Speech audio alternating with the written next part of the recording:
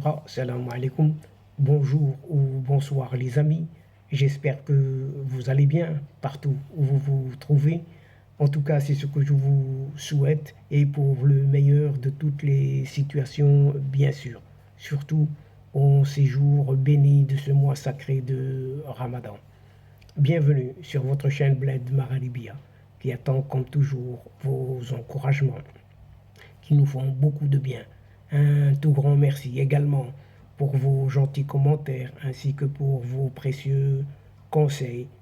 Un merci tout particulier de nous recevoir une nouvelle fois chez vous et parmi vous.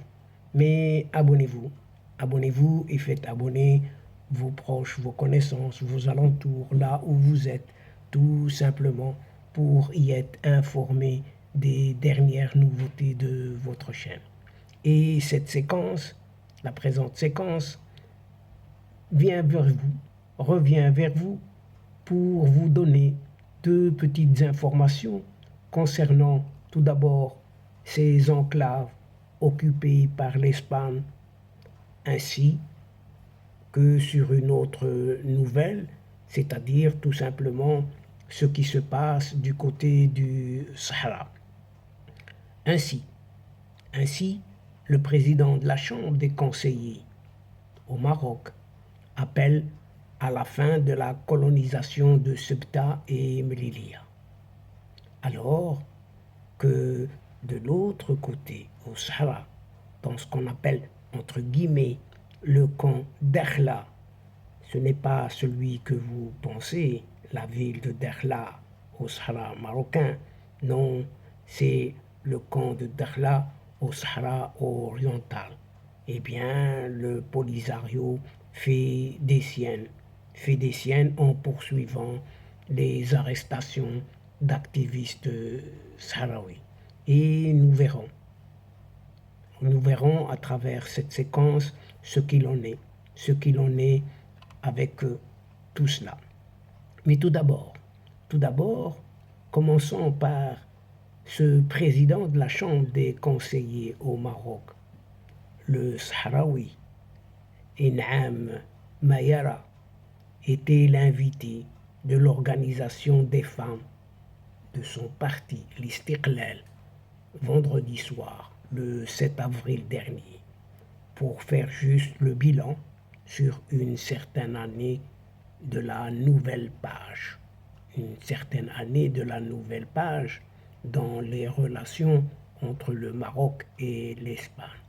Le bilan quoi? Après une année de reprise diplomatique donc.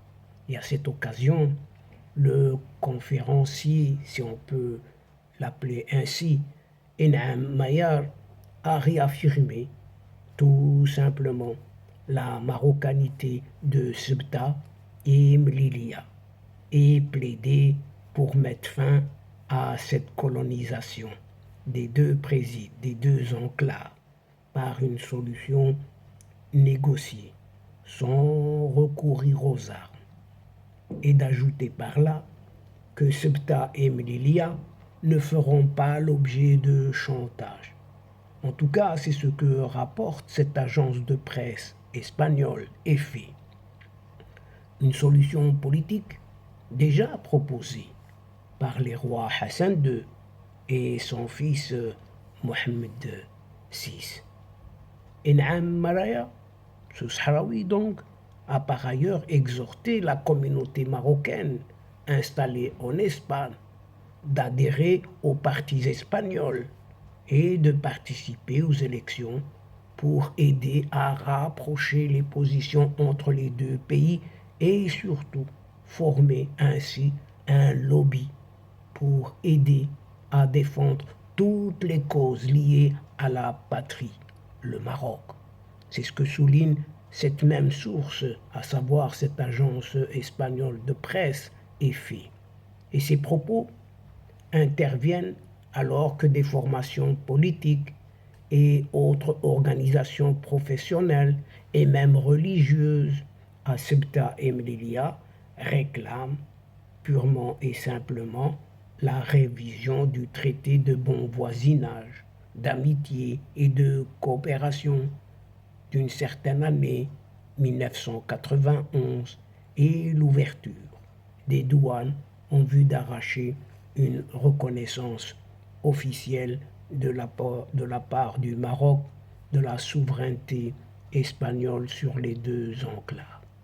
Les déclarations de Enam Mayara ont bénéficié d'une large couverture médiatique en Espagne, même si elles ne constituent pas un précédent, sachant par là que tous les officiels marocains ont défendu la marocanité de Ceuta et Melilla.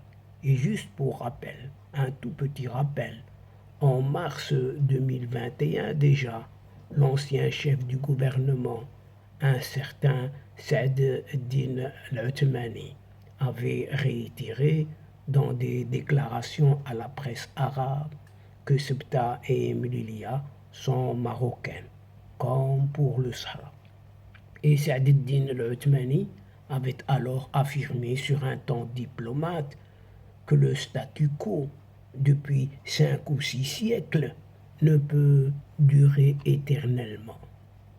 Et le jour viendra pour ouvrir ce dossier, avait précisé Saad Eddine Al-Othmani. Des déclarations qui avaient soulevé l'ire, même la colère du gouvernement et des partis espagnols.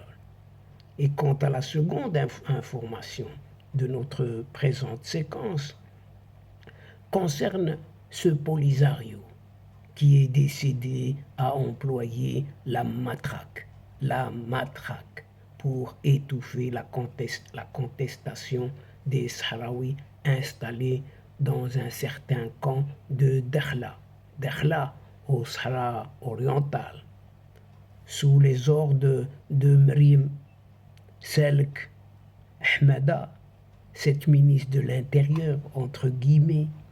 Les missiles du front, plutôt les milices du front, ont procédé ce samedi 8 avril à l'arrestation de 24 jeunes. Arrestation de 24 jeunes sahraouis. En tout cas, c'est ce qu'informe l'opposant Mahmoud Zeidan, qui vit exilé en Espagne. Et ce même opposant, Mahmoud Zeidan, a révélé le projet d'une certaine mobilisation dans les autres camps pour rejoindre celui de Dakhla, au Sahara oriental, en signe de solidarité avec la population qui y habite. Et de son côté, un certain forum de soutien aux autonomistes de Tindouf, connu sous les initiales de Forsatine, a fait état d'enlèvements en plein jour de Sahraouis par des gangs de trafic de drogue, des trafiquants d'armes et des groupes terroristes présents dans cette région. Forsatine a déjà indiqué le 6 avril dernier que les milices de ce Polisario et même l'armée algérienne ont arrêté des activistes sahraouis, mais sans préciser le chiffre. Déjà le samedi 1er avril, des individus ont mis le feu au siège de la gendarmerie du camp de Dakhla, ce camp de Dakhla, au Sahara oriental, rappelons quand même, il faut toujours le rappeler, situé à 200 km du siège administratif dit ainsi du Polisario et qui se trouve à Rabbouni. Dans sa version des faits, Forsatine a attribué cet incident à un acte de vengeance contre les mauvais traitements infligés par les éléments de la gendarmerie aux Sahraouis installés dans le camp de Dakhla, au Sahara oriental, et d'affirmer que les éléments de la gendarmerie ont, depuis le début du mois sacré du Ramadan, tabassé des familles, des femmes, des enfants, des vieillards, etc., etc. Des partisans du Polisario, dans leur entreprise de blanchir la direction de ce front, comme quoi ils sont innocents de la responsabilité politique quant à la nouvelle vague d'arrestations, on fait circuler que le parquet général, comme s'il y avait un parquet de justice, n'a pas donné l'ordre pour opérer toutes ces interpellations dans le camp de Dakhla, au Sahara oriental bien sûr. Pour rappel, le parquet général, ce même parquet, s'il existe bel et bien, avait observé le silence dans une certaine affaire, une affaire de ces trois blogueurs, rappelons-nous-en, Mahmoud Zaidan, Moulay Abba Bouzid et Fadel Brera, tous les trois, détenus sans procès pendant des mois et des mois, surtout en 2019, pour avoir juste dénoncé la corruption au sommet de ce Polisario. Et donc, chers amis, mesdames et messieurs, c'est ici, c'est sur ces deux petites infos concernant les enclaves occupées par l'Espagne, ainsi sur tout ce qui se passe du côté du Sahara, tant occidental qu'oriental, que prend fin cette séquence tout en prenant congé de vous, mais nous espérons vous retrouver très très bientôt avec un immense plaisir et comme d'habitude. Merci pour votre participation, de nous suivre jusqu'au bout des séquences, mais sans oublier de nous aider mutuellement, d'aider votre chaîne, tout simplement en vous y abonnant en grande masse afin d'être informé et surtout, n'oubliez pas de partager autour de vous les séquences vidéo de votre chaîne. Et pour cela, un tout petit geste très très simple. Il suffit de cliquer sur votre téléphone en allant chercher quelques petites adresses dans votre biblio, votre agenda, et le tour est joué. C'est très très simple. Ça va vous prendre qu'un petit instant, rien que ça. Et pour cela, un tout grand merci. Et quant à moi, le moment est juste arrivé pour vous dire au revoir les amis. Al-Asdiqa, salam alaikum wa rahmatullah wa barakatuh. À la prochaine fois et à bientôt. إلى اللقاء في حصة أخرى إن شاء الله. مع السلامة.